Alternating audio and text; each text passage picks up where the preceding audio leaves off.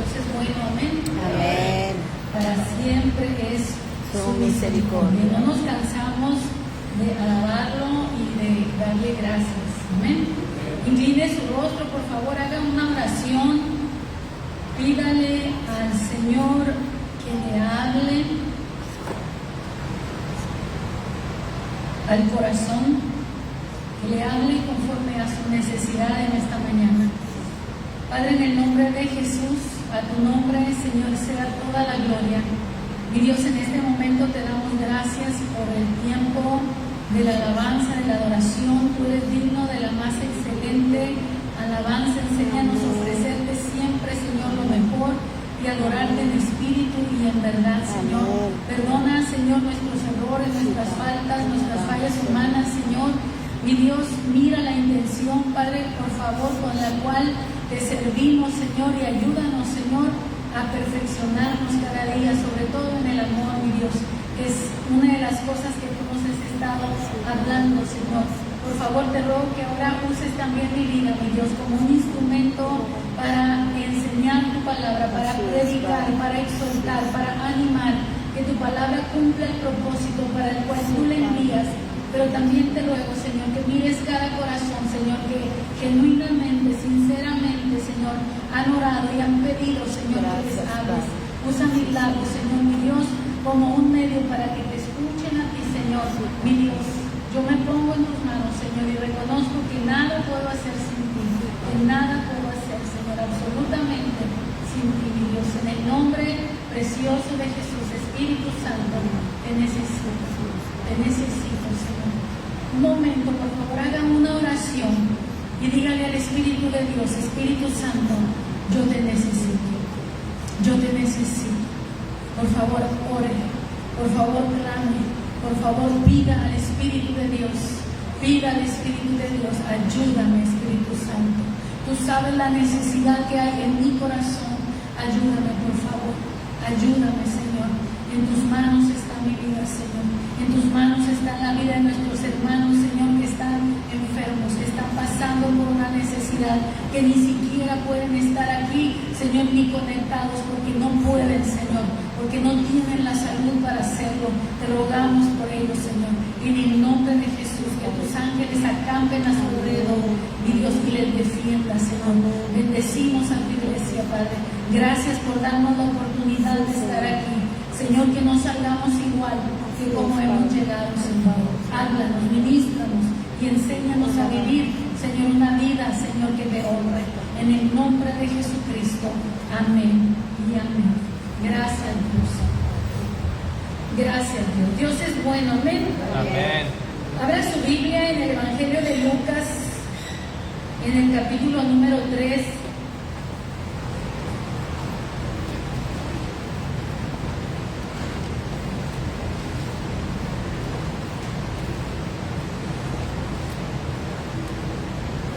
Versículo 7 en adelante.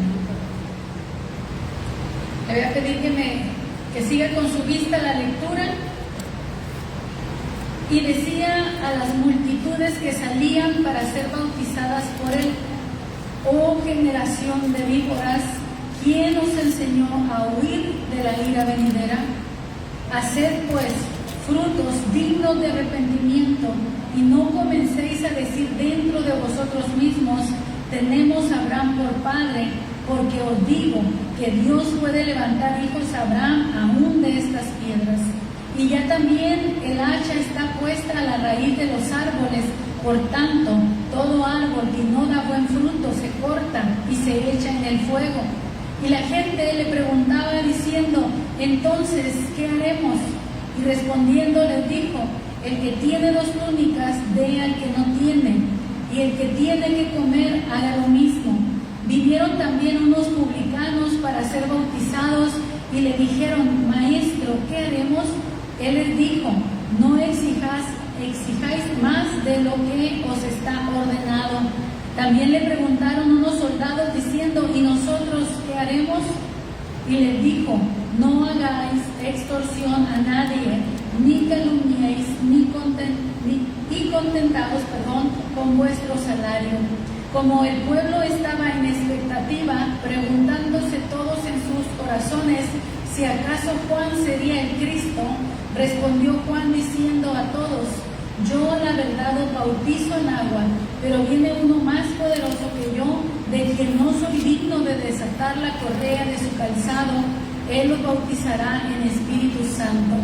Su aventador está en su mano y limpiará su era y recogerá el trigo en su granero y quemará la paja en fuego que nunca se apagará. Con estas y otras muchas exhortaciones anunciaba las buenas nuevas al pueblo. Entonces Herodes el tetrarca, siendo reprendido por Juan a causa de Herodías, mujer de Felipe, su hermano, y a causa de todas las maldades que Herodes había hecho, sobre todas ellas añadió además esta: encerró a Juan en la cárcel. Amén. ¿Pueden sentarse? En estos tiempos, a veces tomar estas escrituras y decidir predicar, wow, dice uno, ¿qué va a decir la pastora? Estoy temblando, hermanos, por dentro. Ayer leía este capítulo y cuando lo leía entendí que debía compartir de esto. Y estuve leyendo el capítulo desde el versículo 1 todo. Encontramos, dice que en el año 15 del imperio de Tiberio César, siendo gobernador de Judea, Poncio Pilato y Herodes, tetrarca de Galilea, y su hermano Felipe, tetrarca de Iturea y de la provincia de Traconite, y Lisanias, tetrarca de Abilia, y siendo sumos sacerdotes Anás y Caifás, vino palabra de Dios a Juan, hijo de Zacarías, en el desierto.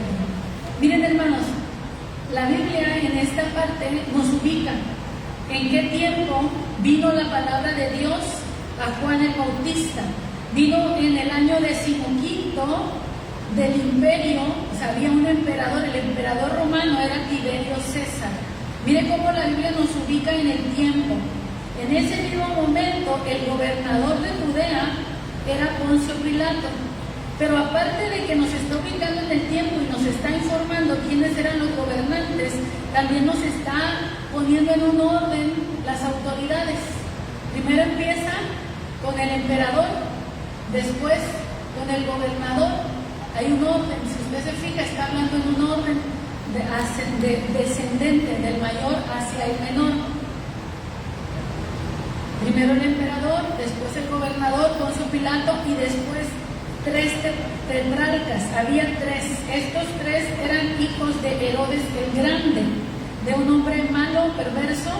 Así que usted no se puede esperar mucho de estos tres hijos. Herodes es el que se burló de Jesús, el que quería que Jesús hiciera algo para que él pudiera creer, pero quería hacer espectáculo de Jesús. También tenemos a Felipe y a Lisanias. Estos tres se habían tomado el territorio que su papá antes gobernaba. Herodes les da esta autoridad a sus hijos. De allí nos lleva el versículo 2, cuando del gobierno romano y ya del gobierno judío nos lleva al gobierno en la iglesia y nos dice que hay dos sumos sacerdotes. Uno es Ananías y el otro es Caifás. Aunque desconozco la razón, necesitaría investigar muy bien para poderles explicar por qué hay dos sumos sacerdotes cuando solo podía haber uno con vida, y cuando el sumo sacerdote moría, entonces se ponía al relevo, al siguiente. Pero como el pueblo de Dios estaba viviendo muy desordenadamente, esto nos muestra uno de los desórdenes. Había dos sumos sacerdotes. Amén. Había dos sumos sacerdotes, y habiendo dos sumos sacerdotes, habiendo dos hombres considerados de Dios, la palabra de Dios no vino al templo, la palabra de Dios no vino al sumo sacerdote, la palabra de Dios fue a un hombre llamado Juan, hijo de un sacerdote, sí era de la línea sacerdotal, pero era un hijo de sacerdote que se crió en el desierto, que vestía ropas tan simples, que todavía vestía como cavernícola, usaba ropas que ni siquiera eran de ropa de tela, sino que eran de pieles, y su alimentación era tan simple, tan sencilla, que comía lo que había en el monte, comía miel silvestre y comía unos animalitos que no eran langostas que sacaba del mar, sino que eran como los chapulines. Esa era su alimentación. Era un hombre apartado de la comunidad, apartado de todo, que Dios había escogido desde el vientre. Y a ese hombre simple, tan simple, que no vestía ropas de gala, no vestía nada, no creo que haya ido a la escuela tampoco, no fue un hombre culto. A ese hombre la palabra de Dios vino.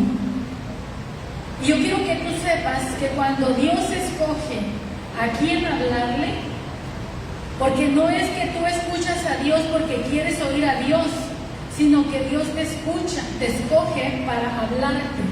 Y cuando Dios escoge a alguien para hablarle, es porque quiere que ese hombre se convierta en su boca. Y Juan se convirtió en la boca de Dios para su generación, para este tiempo. No fue para toda una generación, fue para un pequeño tiempo, porque el ministerio de Juan era precedir nada más la llegada del Mesías. Así fue que fue muy corto, pero fue muy radical.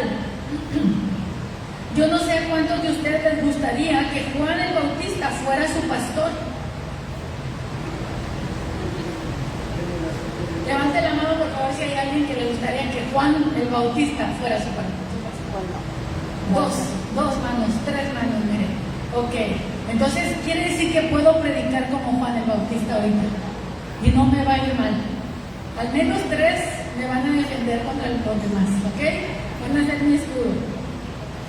Cuando Dios decide a quién hablarle, hermanos, lo convierte en su boca. Y ese hombre no va a hablar, o esa mujer no va a hablar lo que quiere, sino lo que escuchó. Y lo que él escuchó en el secreto de parte de Dios, a veces es muy bueno para el pueblo, a veces es muy halagador, es muy inspirador, pero a veces, mis hermanos, es un mensaje que viene a golpear, que viene a confrontar, que viene a marcar un límite al pueblo, a abrirle los ojos, a decirle en dónde está mal, en dónde se está desviando, en dónde se ha torcido. Como veíamos en la escuela dominical ahora, cuando hablábamos que Pablo le dice a Tito, repréndelos duramente. Y hablábamos de la autoridad con la que Pablo le estaba aconsejando a Tito, que debía también él de establecer ancianos, y estos ancianos, estos pastores a su vez también tenían que usar autoridad para enseñar la palabra de Dios sin desviarse ni a izquierda ni a derecha. Cuando la palabra de Dios es tan radical, mis hermanos, a veces nosotros queremos acomodarla. ¿Lo repito? Cuando la palabra de Dios es radical, sí o no, blanco o negro, arriba o abajo, cielo o infierno, hay la tentación de quererla suavizar para no herir, para no lastimar, para no ofender, y más en este tiempo, mis hermanos, en donde se enseña a respetar tanto las diversidades de pensamiento, mis hermanos. Entonces es difícil o imposible que yo predique un mensaje radical y quede bien con todos. Por eso a Juan el Bautista no le importaba quedar bien con nadie, sino solamente cumplir con la encomienda de llevar el mensaje que a él se le entregó. El trabajo de Juan el Bautista y el trabajo de todo predicador llamado por Dios, mis hermanos, no es agradar al pueblo, sino decir lo que Dios dijo. Amén. Amén. Amén. De veras que hay mensajes que a veces son Les digo que enjugan las lágrimas y otros que las exprimen, las sacan. Amén. Y este mensaje de Juan el Bautista, mis hermanos, es uno de esos mensajes que te quebrantan, que te golpean, que te estremece, que te sacude la conciencia. ¿Por qué era así el mensaje de Juan? Porque Juan está llegando a un tiempo en donde el pueblo estaba como sin pastor. Si usted se fija, hay dos sumos sacerdotes, cuando solo podía haber uno, donde los líderes religiosos estaban divididos, fariseos y saduceos. Los fariseos eran muy extremistas, religiosos, extremistas. Los saduceos eran vendidos al gobierno y aplaudían todo lo que el gobierno hacía, decía. Aparte negaban algunas doctrinas. Y a ese tiempo viene Juan el Bautista, para prepararle el camino al Mesías, a Jesús. Venía la salvación. El profeta Isaías había profetizado que se levantaría una voz en el desierto y clamaría para enderezar el camino para que el Mesías llegara. ¿Cuál camino es el que iba a enderezar? ¿El camino que lleva a Jerusalén o el camino del corazón del hombre? El hombre andaba disperso, el hombre andaba perdido. Y era el llamado de Juan el Bautista, mis hermanos, era atraerlos de regreso al Señor. El hombre y la mujer tiende por naturaleza a alejarse de su Creador. ¿Sí? Yo quiero que usted piense en esto. El hombre por naturaleza tiende a alejarse de su Creador. Si no es porque Dios nos busca, nosotros nos perdemos. El hombre no se puede salvar solo. El hombre se pierde. El hombre se perdió en estado de perfección, estando en el huerto del Edén, en un estado sin pecado. Allí se perdió. ¿Tú crees que no te vas a perder ahorita que hay tanta confusión? Ahorita que hay tanta ideología, ahorita que hay tanto conocimiento, tanta amplitud, tanta degeneración. El hombre se pierde, hermanos, en el momento en que empieza a tomar sus propias decisiones. Adán y Eva se perdieron en el momento en que tomaron su primera decisión por encima del mandamiento de Dios. No comerás de esto, el día que comas de este árbol ciertamente morirás. Pero ellos dijeron, no, nosotros vamos a ser como Dios, nosotros nos podemos gobernar sin Dios. Eso fue lo que el hombre creyó. Nos podemos gobernar sin Dios, como si nosotros mismos somos nuestro propio Dios. Y ándale pues, diría la India María, que allí fue donde perdió. ¿Sí? Allí fue donde el hombre perdió. Pero Dios muestra su amor para con nosotros, en que siendo aún pecadores, Cristo murió por nosotros. Y antes de que Cristo viniera a morir en la tierra, mis hermanos, ya Dios había establecido ese sacrificio y envía a Juan el Bautista para llamar la atención, y tenía que ser de una manera fuerte, mis hermanos, donde la gente dijera, ¿quién es este hombre? ¿Por qué nos habla así? Hermanos, ¿con qué autoridad hablaba Juan? Empezó su mensaje diciendo, generación de víboras. ¿Y a quién se lo decía? A toda la gente, a la multitud que venía a escucharlo. Él no estaba endulzando las palabras para mantener a la congregación. A pesar del mensaje tan fuerte, la gente salía para escucharlo, porque sabían que él era un hombre enviado por Dios. Estaban cansados, hermanos, de la religión, cómo la estaban llevando los hombres. Y ellos detectaron la voz de Dios a través de un simple hombre, sin títulos universitarios, no era ningún académico. Era un hombre simple. Hermanos, cuando Dios busca a alguien que le sirva, no busca Qué bueno que tengas uno, pero a Dios no le interesa eso. Eso es lo que a los hombres le interesa, pero a Dios no le interesa. Dios lo que le interesa es tu corazón. Amén. Cuando vayas delante de Él al cielo, no te va a pedir el currículum de estudios académicos, ni en dónde trabajaste, ni tus logros terrenales. Puedes usarlo aquí en la tierra temporalmente, pero no tienen trascendencia. Y a veces, mis hermanos, vivimos vidas enfocadas a solo los logros terrenales. Y puedes llegar a ser muy grande aquí en la tierra. Pero la Biblia dice que Juan es el hombre más grande de todos los profetas aquí en la tierra. Pero en el cielo, el más pequeñito que se salva en el cielo es más grande que Juan. ¿Puedes entender eso? El hombre más grande en la tierra, en el cielo, es el más pequeñito. Y el hombre más pequeñito que se salva puede llegar a ser más grande que Juan, el hombre más grande en la tierra. Parece trabalengua, ¿verdad? Espero que lo haya dicho para entenderse. El mensaje de Juan, mis hermanos, es un llamado al arrepentimiento. Amén. Es un llamado a volverse a Dios. Dice que su área geográfica no fue muy grande donde él predicó. Fue en el Jordán y en esa región. El versículo 3 dice, y él fue por toda la región contigua al Jordán, predicando el bautismo del arrepentimiento. ¿Para qué? Para perdón de pecados. ¿Por qué? Porque él estaba preparando a la gente, porque el Mesías venía.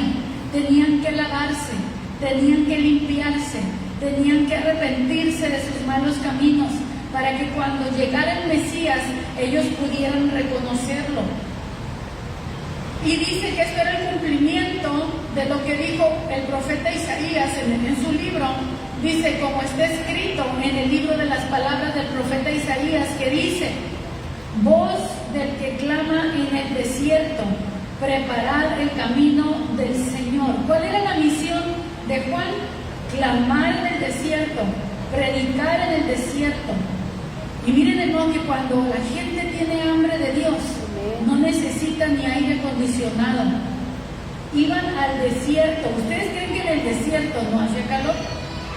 Iban al desierto, hermanos, a buscar la palabra, porque allá en el desierto había palabra de Dios que no había en el templo, que no había acá en Jerusalén, en la ciudad santa. La palabra estaba en el desierto. Tenemos que aprender a oír la voz de Dios y seguirla. ¿Dónde está la voz de Dios? Sigue la voz de Dios. Sigue la voz de Dios. Es más fácil escuchar la voz de Anás y Caifás, el hombre, y estar en un lugar bueno, pero esa es la voz del hombre. Hay momentos que el hombre de Dios se convierte en la voz del hombre solamente y deja de ser el hombre de Dios. Y cuando el hombre de Dios deja de ser el hombre de Dios que debe de ser, entonces Dios se busca otro. Que tú puedes considerar que es inferior que tú, pero como tú rechazaste su voz, entonces levanta a otro menos digno que tú. Y tú dices, pero si yo tengo más capacidad, yo tengo más habilidades, yo tengo más. Sí, pero tú rechazaste la voz de Dios. Entonces Dios escucha, busca simplemente un oído que oiga. Amén. Un corazón que atienda a lo que Él dice. Y Juan el Bautista fue un hombre que escuchaba a Dios, independientemente de cómo vestía, de lo que comía, de dónde vivía, de quién era hijo. No importaba nada. Él era un hombre que escuchaba la voz de Dios. Amén. Y su mensaje lo guardó y lo preservó. Cuando a él le dicen, mira, ten, esto es lo que vas a predicar, él no tenía opción. Si tú eres maestro de ciencias naturales, ¿qué hace la SEP? Él te manda que busques el material que vas a compartir o te dice, ten, esto es lo que vas a enseñar? ¿Qué te dicen? ¿Y qué tienes que hacer? Y si no te gusta, o no lo haces, pero te despiden y te vas.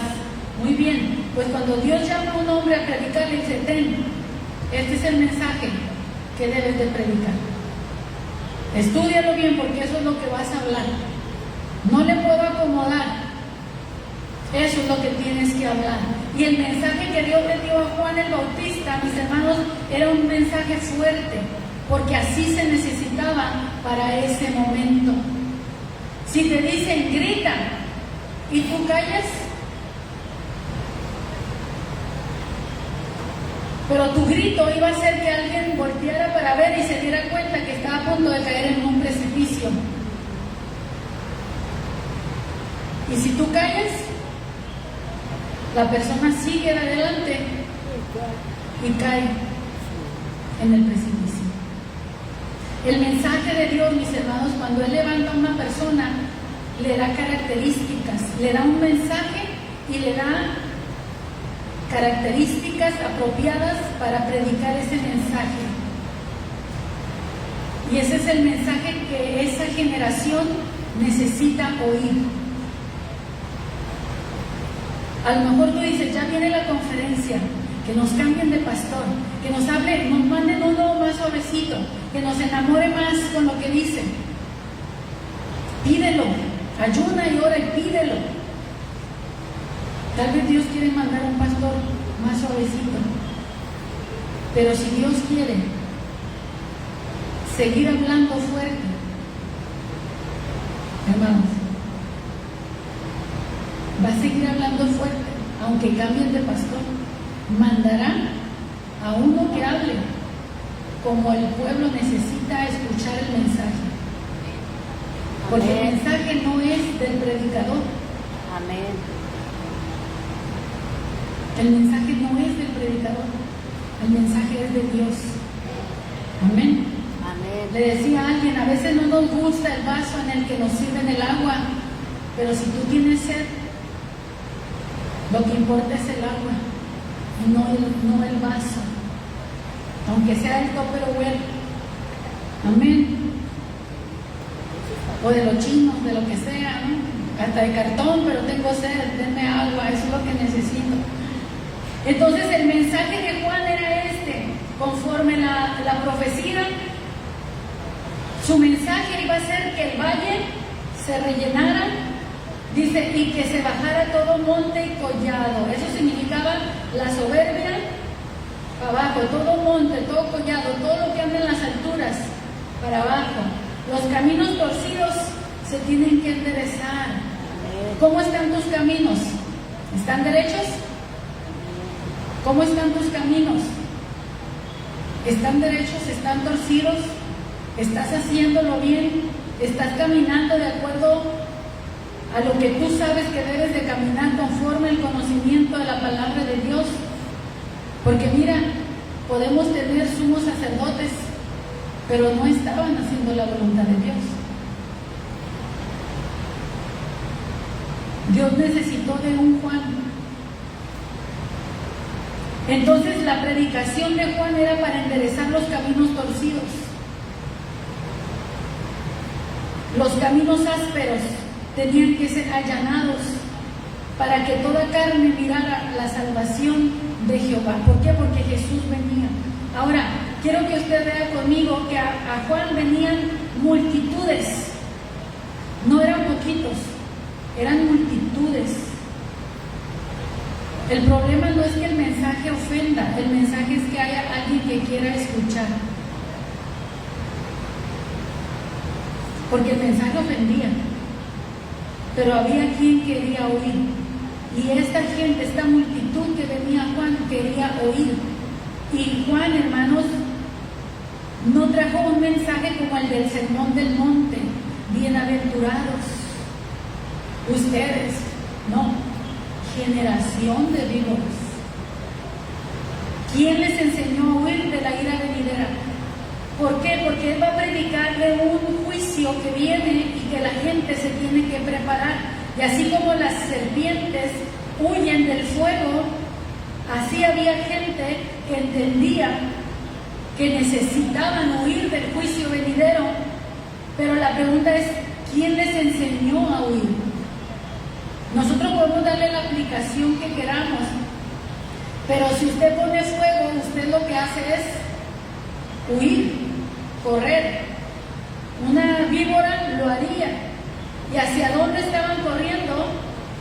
Hacia las aguas, hacia el Jordán, a donde se estaba bautizando, donde pensaban que esas aguas los librarían del juicio. Las aguas del bautismo no te pueden librar si no hay un verdadero arrepentimiento. Hay mucha gente bautizada, pero que no viven como arrepentidos.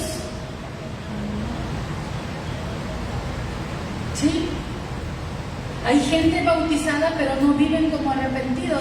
Y aquí la gente estaba corriendo las aguas para escapar del fuego, pensando que el agua los iba a salvar.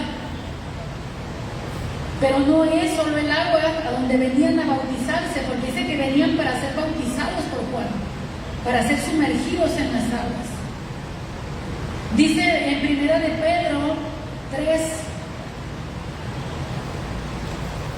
lo que hace el bautismo solamente, el bautismo en agua. Capítulo 3, versículo 21.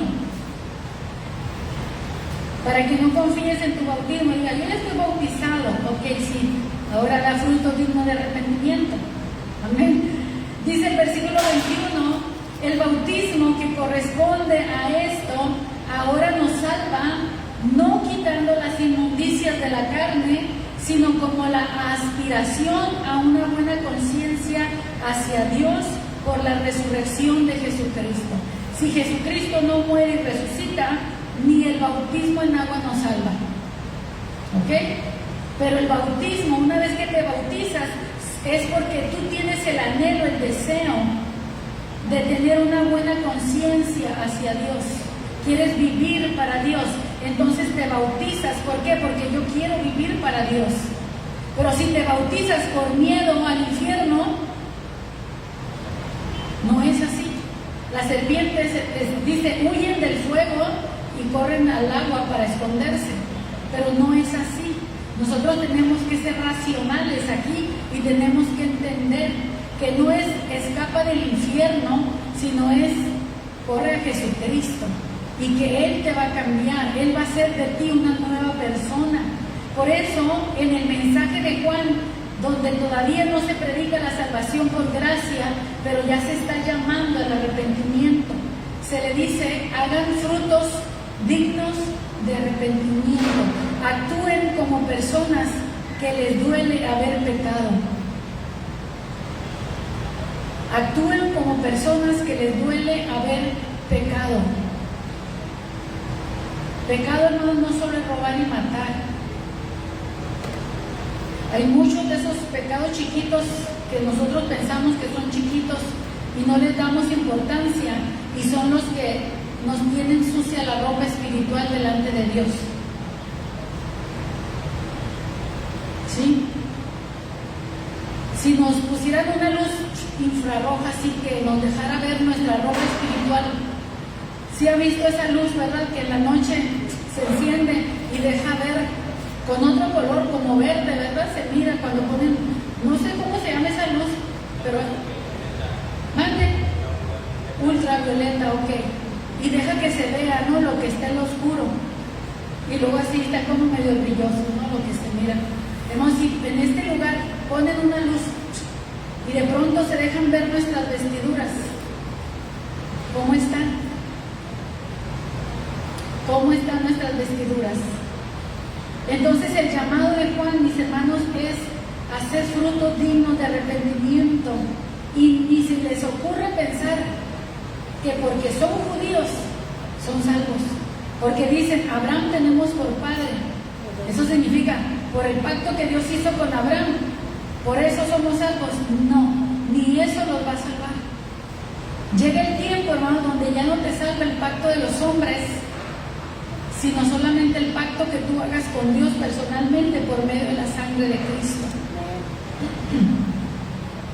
Y dice que ya el hacha está puesta a la raíz de los árboles. Por tanto, todo árbol que no da buen fruto va a ser ¿qué? Cortado. La semana pasada hablábamos del fruto, ¿se acuerdan? De dar fruto para Dios. Dios está esperando el fruto del amor en nuestras vidas. Hermanos, si el Señor no encuentra en nosotros el fruto del amor, el hacha está puesta, dice, ya lista para cortar ese árbol.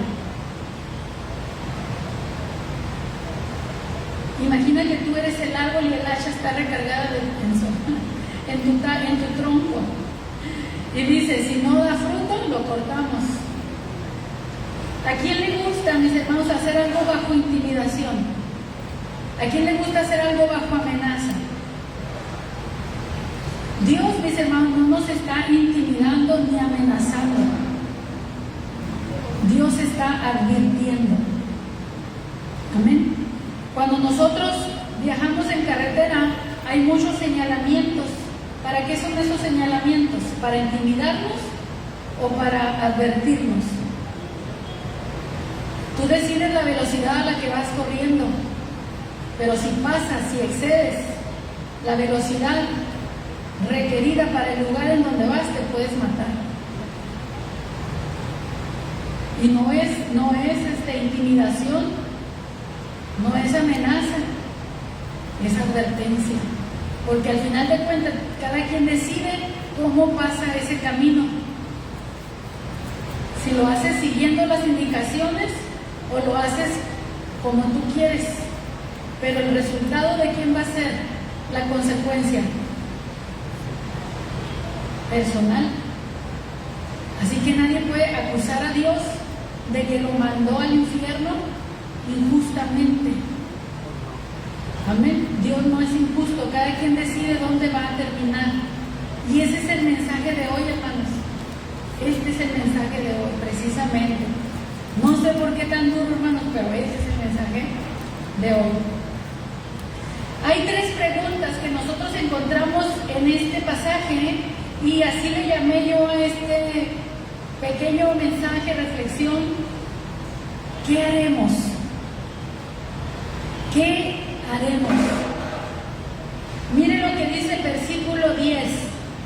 Y la gente le preguntaba diciendo, entonces, ¿qué haremos? La gente. Enseguida en el versículo 12 ya nos especifica qué tipo de gente. Y vinieron también unos publicanos para ser bautizados y le dijeron, maestro, ¿qué haremos? ¿Quiénes eran los publicanos? Eran recaudadores de impuestos que tenían la fama de ser ladrones. Y ellos dicen, ¿qué haremos? Ellos sabían cómo estaba su vida.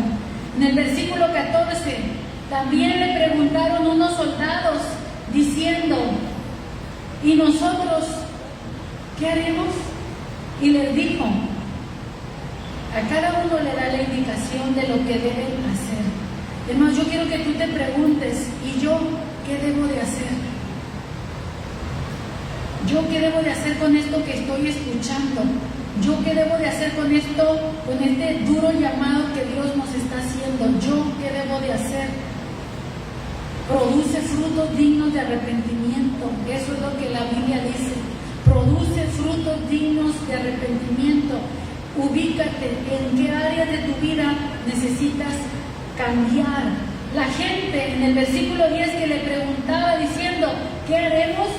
Juan les respondió, a todos Juan les respondió y le dijo a la gente primero, el que tiene 2 túnicas, dé al que no tiene, y el que tiene que comer, haga lo mismo. O sea, vive para servir, vive para ayudar, no vivas centrado en ti mismo. Cuando veía lo de las 2 túnicas, oye, dije, Señor, ¿cuántos tenemos 2 cambios de ropa nada más? Levante la mano el que nada más tenga 2 cambios de ropa. Imagínese que todavía le digan regala uno y quédate nomás con lo que traes puesto.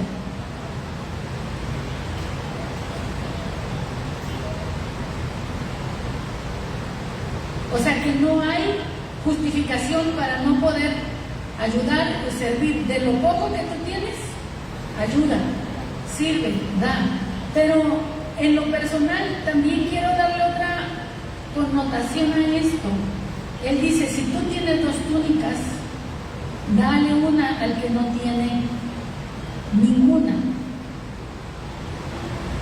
Y a mí esto fue lo que me vino y yo te lo quiero decir. Si tú te cubres, cubre también a otro. Si tú te cubres, cubre también a otro. El bien que tú quieres para ti, que tú buscas para ti, búscalo para los demás. A eso se está refiriendo.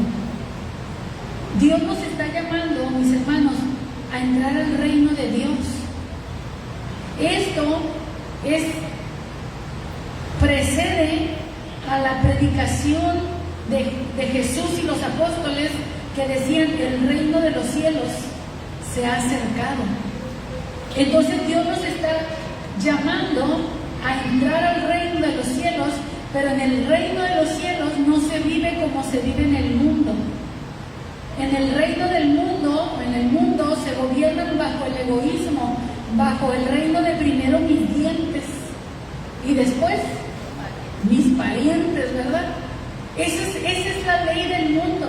Primero yo, luego yo y siempre yo. Y el Señor viene a sacarnos de eso y dice, no, en el reino de los cielos no se vive así. En el reino de los cielos se anda en amor, se vive en amor. Te cubres tú, pero también cubres a otro. Haces lo mejor que puedes con lo que tienes y bendices a tu prójimo. Esta es la manera de manifestar el amor de Dios en el reino de Dios. Si vas a entrar en el reino de Dios, tienes que adoptar el estilo de vida del reino de Dios. Amén. Si tú quieres irte a vivir a algún país, tienes que, de alguna manera, hacerte al estilo de vida. No digo que vayas y peques en todo, pero tienes que respetar las reglas de ese país. No puedes ir a imponer las leyes de México en otro país, porque no funciona así. Cuando tú entras al otro país, allá va a haber formas de vivir muy diferentes a las que son acá. Y tienes que respetarlas. Y el Señor dice que para entrar a su reino, mis hermanos, tenemos que vestirnos con las vestiduras de un hijo de Dios. Y son vestiduras de amor, vestiduras de luz. Por eso les decía, si nos dejaran ver en este momento cómo están nuestras vestiduras, ¿tendríamos vestiduras de luz o estarían opacas? ¿Estarían apagadas? Porque se supone que debemos estar vestidos de luz, como era el primer hombre y la primera mujer, que estaban vestidos de la gloria de Dios. Y en el primer pecado que cometieron, perdieron toda la gloria que tenían. A mí me gusta siempre decir y hacer la pregunta, ¿con cuántos pecados se va una persona al infierno? ¿Cuántos pecados necesita cometer una persona para condenarse? ¿Cuántos pecados cometieron Adán y Eva? Uno, solamente. Así que no nos conviene, hermano. Busque al Señor, arréglese, ordene su camino, enderécese, porque Cristo viene. Así como ellos estaban esperando al Mesías en su momento, también nosotros estamos esperando a que el Cristo resucitado regrese, mis hermanos, a establecer su reino. Amén. Entonces, a la gente les digo, compartan lo que tienen. Tienes que comer, comparte tu comida. Pero también, hermanos, acuérdense que no solo de pan vive el hombre, sino de toda palabra que sale de la boca de Dios. Eso significa comparte la palabra de Dios. Comparte la palabra de Dios. Comparte la palabra de Dios, hermanos. Si tú sabes algo de la palabra y ves a una persona, compártesela.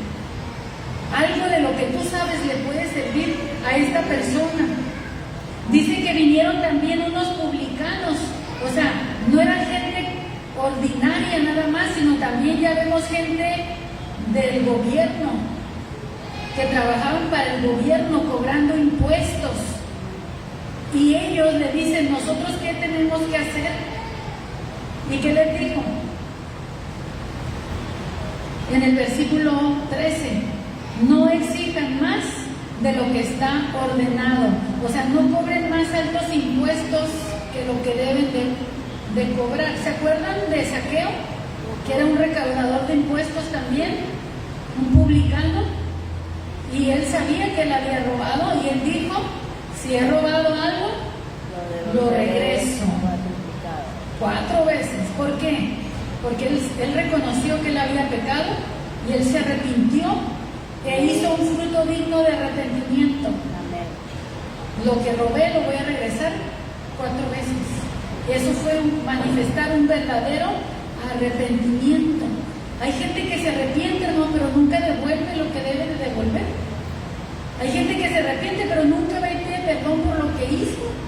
Hermano, si tú estás arrepentido, devuelve, pide perdón, haz frutos dignos de arrepentimiento. Amén. Zaqueo es un ejemplo de lo que es frutos dignos de arrepentimiento. Pero hay veces, hermano, solo vivimos de remordimiento, no de arrepentimiento. ¿Usted sabe que hace el remordimiento? El remordimiento nunca nos lleva a un cambio, solo le das vuelta a lo mismo, pero nunca avanzas. No tengas remordimiento, mejor ten arrepentimiento y produce frutos dignos de ese arrepentimiento. También miren, hermanos, los soldados. Miren, llegó la gente simple, común y corriente, después llegaron los que tienen influencia y les dicen, no usen su influencia para su propio beneficio. Los publicanos tenían influencia, pero después vienen los que tienen la fuerza, el ejército, los soldados, y les dicen que no usen su fuerza para aprovecharse de los débiles. Amén. Vienen los soldados y les dicen, ¿y nosotros qué haremos? Y les dijo, no hagáis o no hagan extorsión a nadie, no calumnien, sino conténtense con su salario. O sea, un soldado no puede ambicionar más de lo que gana. Amén. Pero también el publicano, el que tiene la influencia, el que tiene una posición en la política, en el gobierno, hermanos, por dinero se corrompen los que empiezan bien. Yo quiero que usted entienda eso. Como Juan le hablaba, una gente simple, tan simple como Juan. ¿Sí? Es como decir el que vende las verduras, los tomates, allá a la vuelta de la esquina. De pronto tiene una autoridad para desafiar al ejército, para desafiar a, ¿cómo se les dice? Trabajadores públicos, servidores públicos de la nación. ¿Con qué autoridad? ¿Con qué autoridad? Miren cómo esos servidores públicos reconocían. ¿Saben cuándo me identifiqué con algo de esto? El viernes que estábamos allá afuera, sacamos micrófono, bocina, guitarra, pandero, Biblia, seminario, y ahí nos tienen, predicando, cantando, alabando, orando, y pasa mucha gente. Y unos te miran y te menosprecian y se burlan y de muchas cosas. Y pasaron dos así muy entacuchaditos, una pareja, un hombre, una mujer, muy distinguidos, ¿verdad? Con su manera de vestir. Y cuando pasaron, yo sentí que el Señor me dijo, no importa quién sean ellos en su apariencia, el día que ellos tengan una necesidad, van a venir a ti. Amén. Porque yo no soy la respuesta, es la palabra de Dios la respuesta, mis hermanos. ¿A quién buscan cuando están en su necesidad? Buscan al que está en comunión con Dios, pido una oración, por favor oren por mí. Y ahí ya no tiene nada que ver la ropa, ahí ya no tiene nada que ver el lugar donde trabajan, ahí ya no tiene nada que ver su altura. Se tienen que humillar y venir y decir, necesito que oren por mí. Amén. Así que miren, estos soldados publicanos venían a Juan, a un hombre vestido no con andrajos, porque no usaba telas, sino andaba vestido, como les decía, como cavernícola, con pieles de animal. Para este tiempo ya la gente usaba ropa, mis hermanos, de tela, pero él, por su estilo de vida sedentario, no de flojo, sino que era, hay otra palabra pero se me olvida, de cuando viven ascéticos, algo así, ermitaños, sí, pero hay otra cuando es por cuestión de religión, por cuestión de fe, tiene su nombre, como los monjes de un monasterio que se alejan y viven muy modestamente, ¿no? Entonces así era Juan, él vivía demasiado modesto, al grado que ni siquiera ropa normal usaba, ¿no? Sino de pieles, que a lo mejor el mismo animal que cazaba le quitaba la piel y la secaba y la hacía su prenda de vestir. Como resultado, dice que el pueblo, ya no la multitud, ya no la gente, ya no los publicanos, ya no los soldados, sino el pueblo. Acuérdense que este libro lo escribió Lucas, un historiador, que nos está dando muchos detalles. ¿Sí? No dice otra vez la multitud, sino ahora el pueblo. El pueblo estaba a la expectativa preguntándose quién era Juan. Se preguntaban si era el Cristo. Pero él respondió y dice que le respondió a todos. Seas de la gente, seas de la multitud, seas publicano, seas soldado, seas pueblo, seas quien seas tú que estás aquí.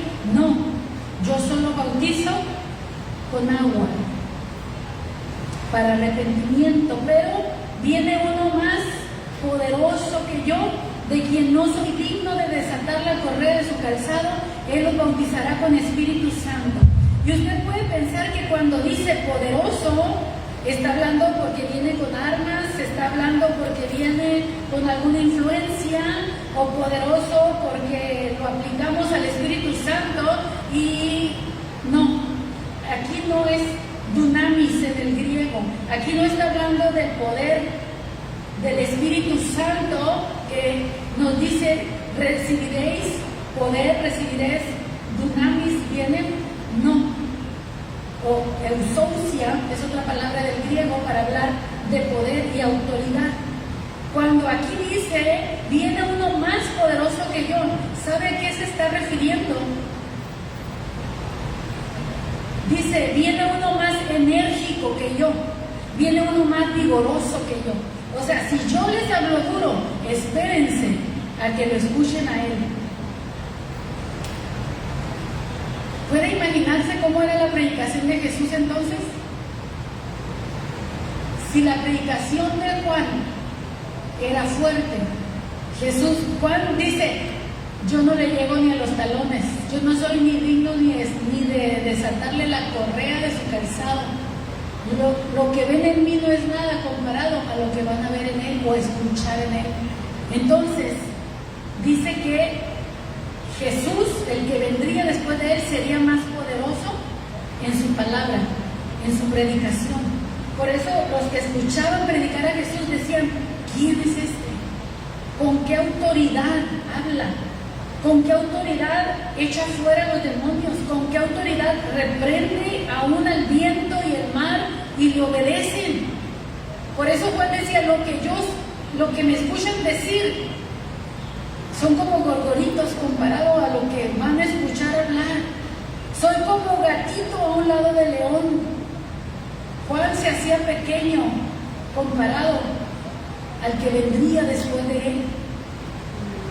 Si se nos hace duro este mensaje, hay que escudriñar entonces las enseñanzas de Jesús y veremos si en verdad eran más fuertes que lo que Juan predicó.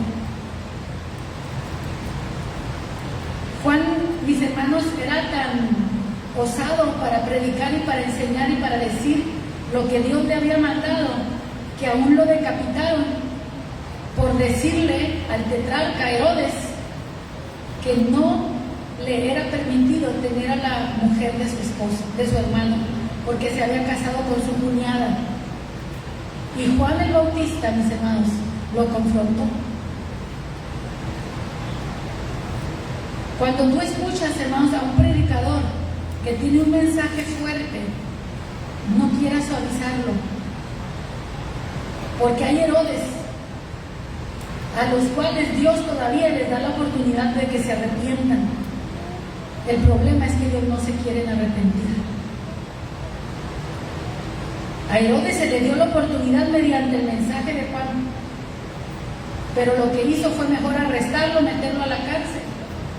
No quería muy bien matarlo, pero ¿se acuerdan que a causa de la hija de Herodías, que le pidió la cabeza de Juan el Bautista, pues lo decapitó para quedar bien con la multitud, con toda la gente que estaba ahí? Ese Herodes aparentemente era un hombre, miren, muy poderoso, pero era un cobarde, porque no se atrevió a decir no a la manipulación de la hija de su mujer y al miedo a la multitud. ¿Se fija que un cobarde puede estar vestido de ropas reales, mientras que un hombre de autoridad está vestido con una ropa insignificante? Porque la autoridad, mis hermanos, no es dada de los hombres, sino la de Dios. Y Juan, hermanos, tuvo la capacidad de pararse al frente de todos para decirles la verdad. Y por eso le cortaron la cabeza, lógicamente. Pero él cumplió, él hizo su parte. Déjame terminar con esta palabra, con esta pregunta. ¿Y tú qué harás? La gente dijo, ¿qué haremos? Los publicanos dijeron, ¿qué haremos? Los soldados dijeron, ¿qué haremos? La pregunta es, ¿qué haremos? ¿Qué haremos con esto que acabamos de escuchar? Si yo le hiciera esa pregunta a Juan el Bautista,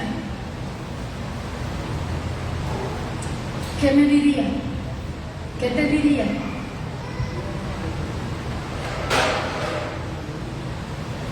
No cobres más de lo que cuestan las cosas. No trates mal. No te aproveches de tu posición de autoridad. No te aproveches de la influencia que tienes. Más bien usa tu influencia y usa tu fuerza para bendecir a los demás. Si tienes 2 túnicas, úsala para bendecir. Si tienes comida, úsala para que otros se sacien también. Si tienes influencia, como los publicanos, úsala para justicia, para lo bueno, no para tu gloria, no para tu engrandecimiento, no para tu enriquecimiento ilícito, como se conoce ahora. Si tienes fuerza, como el ejército, no te aproveches. Úsala para defender al débil. Amén. ¿Para qué quieres ser grande? Te pregunto, ¿para qué quieres ser grande? Porque tú no quieres ser pequeño, ¿verdad? ¿Para qué quieres ser grande? ¿Para qué quieres tener logros? ¿Para qué quieres ser alguien en la vida? ¿Qué harás con eso? ¿Qué vas a hacer?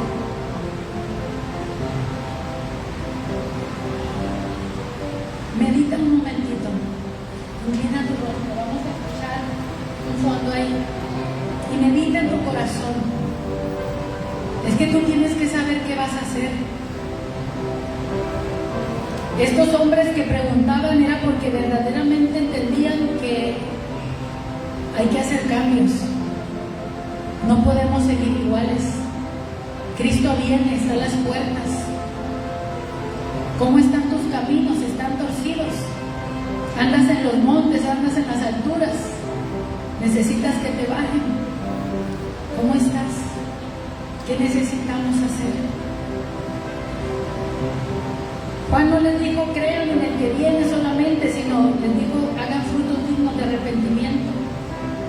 Nos han enseñado que la salvación es por fe y no por obras, pero la fe va a producir obras. Necesitas hacer algo que demuestre que tienes fe. Demuestra que tienes fe. Demuestra que has creído en Dios. Demuestra que estás arrepentido. Demuestra que quieres agradar a Dios. Demuéstralo. Ten temor de Dios y demuéstralo. Padre, te damos gracias por tu palabra. Señor, tu palabra nos desafía. Tu palabra, Señor, nos confronta. Tu palabra, Señor, nos mueve al arrepentimiento. Aunque esta es una palabra, Señor, que a esta generación no le gusta oír. Esta generación no se quiere arrepentir, Señor. Ten misericordia de nosotros, oh Dios. Que no nos endurezcamos como el mundo, Señor, y nos aferremos a nuestros errores y seamos contumaces. Tu palabra dice, Señor, que hay muchos contumaces, mucha gente, Señor, que se aferra a su error y no quiere cambiar. Dios mío, si aquí hay gente que necesita reconocer que tiene que enderezar su camino, te ruego, Señor, que le libres de ese espíritu de error, de ese espíritu de obstinado, Señor, que le dice no, mejor después, o tal vez otro día, o no, yo no tengo nada de que arrepentirme. Si estás en esa condición, déjame decirte que necesitas arrepentirte. Necesitamos arrepentimiento para acercarnos al Señor. Que hoy es el día de la salvación. Mañana puede ser demasiado tarde. El que viene, el que murió y resucitó, viene por los suyos y va a separar a los que son suyos de los que no lo son. ¿De qué lado vas a estar? ¿A la derecha con los que son suyos o a la izquierda con aquellos que no le pertenecen? Porque Él dice que tiene ya en su mano esta herramienta para separar el trigo de la paja. El aventador está en su mano, es el rastrillo. El Señor está listo para separar lo que es suyo de lo que no le pertenece. Si tu vida no es de Él, te quedas en el lado de lo que va a ser quemado, de la paja que va a ser quemada. Si tú eres del Señor, vas a ser tomado como el trigo que es recogido y puesto en el granero.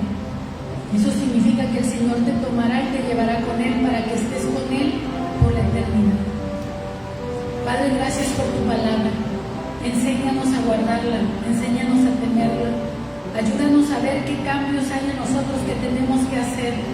Señor, entiendo que es una palabra dura la que tú nos hablas, pero Señor, gracias por el amor con el que tú nos llamas al arrepentimiento, Señor, porque tú no quieres que nadie perezca, sino que todos procedan al arrepentimiento. Señor, gracias, porque sin duda tú nos dirás qué es lo que debemos hacer, en qué áreas de nuestra vida tenemos que hacer cambios. Gracias, Señor. Gracias por tu palabra, Señor. Gracias por tu palabra. Habla con Dios. Reconcíliate con Él. Arréglate, ponte a cuentas con Él. Es un día que el Señor preparó la mesa para hablarnos de esta manera, porque Él sabía que hoy íbamos a estar aquí y que necesitamos esta palabra. Gracias, Señor. Cumple el propósito para el cual tú la has enviado, Señor. Y ayúdanos a ser, Señor, hacedores de la obra.